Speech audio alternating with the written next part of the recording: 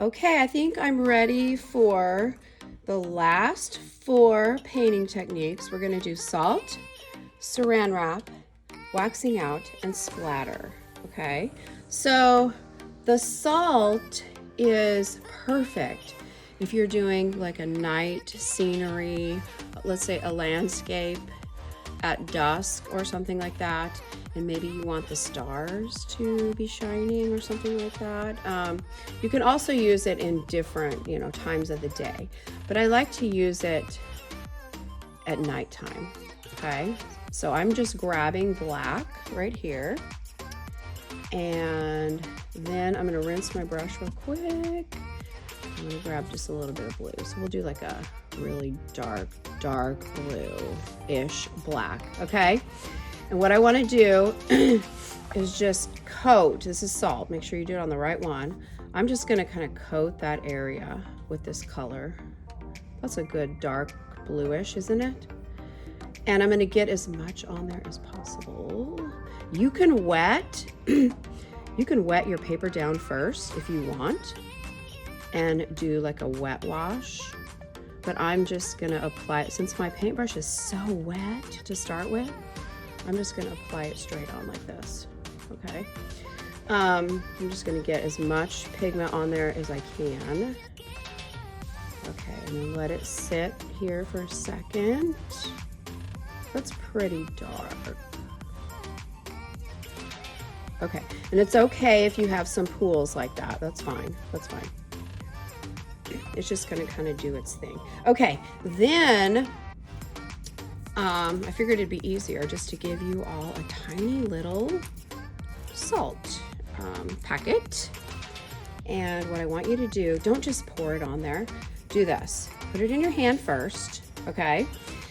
And then just little pinches. You might have already done this in elementary school. I'm hoping. I really hope. When I taught elementary in Broken Arrow, I did this with my kiddos. We used to do Vincent Van Gogh's Starry Night all the time I did it with 3rd grade every year, and they loved it. So I hope that your teacher gave you that experience. If not, no biggie, okay? You're getting that experience with Mrs. Olds at the high school level. But I'm telling you guys, you can make the coolest effects with this. It doesn't have to be the night sky, like I said before. It could be something different. That's all I'm going to do. I'm not going to do any more. Okay? And then you've got this extra salt. Just, throw it over your shoulder. Ha!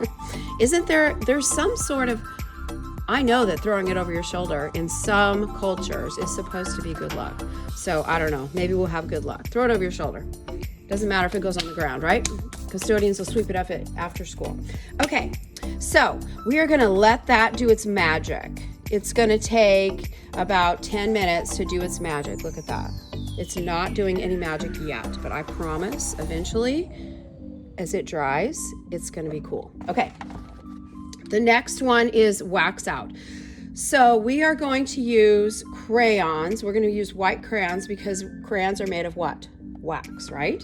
So we're going to wax out a picture. So I'm just thinking, I was in my flower garden last night, y'all. So I'm thinking flowers right now. So I am going to draw some flower petals. That's the middle of my flower right there that I drew. I'm just going to draw some petals here. These are the areas. Wax out is going to, the areas that I'm drawing are going to be, oops, sorry, that's okay if it breaks because we're going to use little nubs anyway to share. Those are going to be the areas that the paint does not seep into. So make sure, you press down fairly hard on those areas. And then I'm just gonna, you can kind of look in the light and see where you've gone. I can kind of see-ish where I'm going. I'm doing some overlapping because I think it'll look prettier with just a little bit of overlapping here and there. Okay, I think I'm done. Looks a little bare right here, so I'm going to add one petal going off the page right there. Okay, and then add a little. So I've waxed out. So now all I have to do is this. Okay, I like that dark blue color. I like this color. It's so pretty. So what I'm going to do, my paintbrush is clean. I just rinsed it out. I'm gonna take this purple here. I'm gonna mix it to that blue. I think that'd be beautiful. And I am going to do this. Look at that. Cool, right? So if there are any areas that you want to preserve in a painting, remember, you're going to create a painting with all these techniques.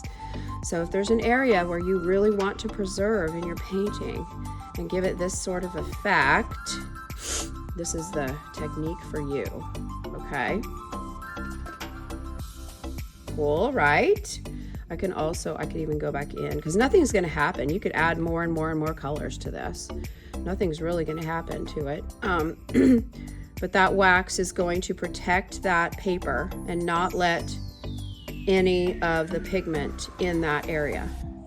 Okay? So hopefully you can visualize some cool stuff that you can create with waxing out. I'm just going to go over that a little bit. Okay. There's that one. The next one is saran wrap. I like saran wrap for, let's say you have distant bushes. Let's say you want some texture in your sky. You want some texture on a building or some clothing that somebody's wearing that you are painting, or mountains that need texture, anything like that. Okay, so I'm going to do a simple little thing here. Let's just say, let's say you're doing a landscape and you just have these mountains in the distance like this. Okay, I'm just gonna do that. Rinse my brush out a little. Instead of just brown, boring old brown, let's dot in some green here, maybe. Right? I'm giving it lots of water, lots of color, okay? And then I'm grabbing some orange just to give it a little bit more. Let those kind of bleed together, okay? All right, so I've got that going on so far. That's what I've got so far. So now I'm gonna take this saran wrap and I'm just gonna wad it up a little like this. Just wad it up a little like that, okay? And then I'm just going to take it, make sure there's wrinkles in it. You don't want it flat. I'm going to take it and I'm going to lay it on there like that. Okay, now I'm going to lift it up. See that? Leave it there for just a little bit. Okay. All of those lines right there, it's going to look like a rocky mountain cliff. Because all of those lines right there, all that paint is pooling up in those lines, and that paint is going to start to penetrate into this paper. Okay, so leave it there for a little bit. Now let's check on our salt.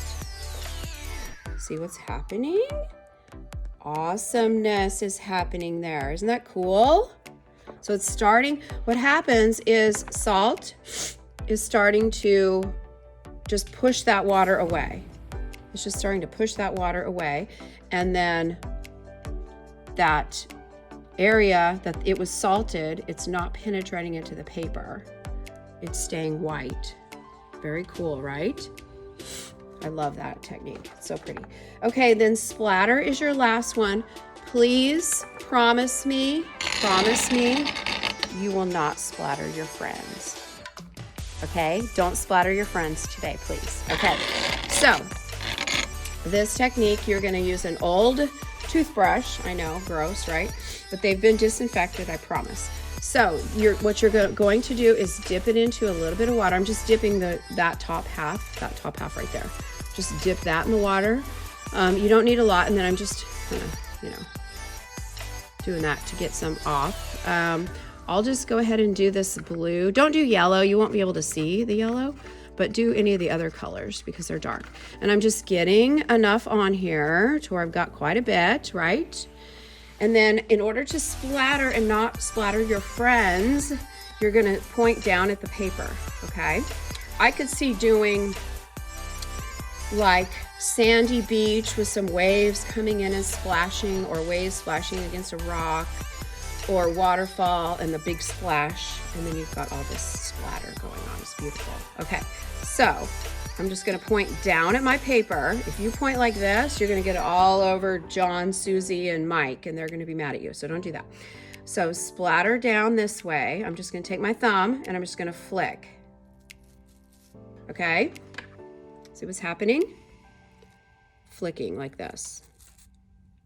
Okay, splatter, that's how you do it. Straight down to the paper, like that. That's pretty, right?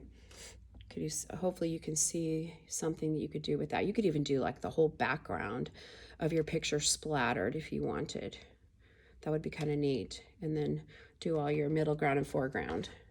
That would be cool. Okay, so I think we should check our saran wrap now. Let's check it and see. So I'm going to take this off. It's been sitting there for just a little bit. Ooh, beautiful, beautiful. So now look, I've got some cool stuff going on, right? So I could let it dry, and then if I wanted to, I could go back and just add a little bit when it's dry the next day. Just add a few more little details with just a dry brush technique if I wanted to, okay? Remember dry brush? Something like that, right? Maybe some grass growing in between the rocks. But isn't that cool? Created a really cool effect. Okay, so those are all 8. Those are your 8 techniques here. So when you're finished, here's what you're going to do. Take a snapshot of all 8 of those with your phone. And then hopefully you have Google Slides loaded on your phone. That's the easiest way. And then you just send it to your Google Drive. You just send it on to your Google Drive, and then you can submit it that way. Okay, if you have Google Slides, it's easy because you can submit. All of my submits this year, I decided just to stick with one submit. All my submits this year are going to be the Google Drive LTI submit. So that's the best way to do it. Okay. So I hope you enjoy all of your techniques that you're going to do today. I hope you have fun with them. If you make a mistake and mess them up, then you can also, you know, just redo them again. But I do need a picture of this submitted to the assignment. It's going to be called your watercolor technique assignment. Okay, so have fun and enjoy your technique day.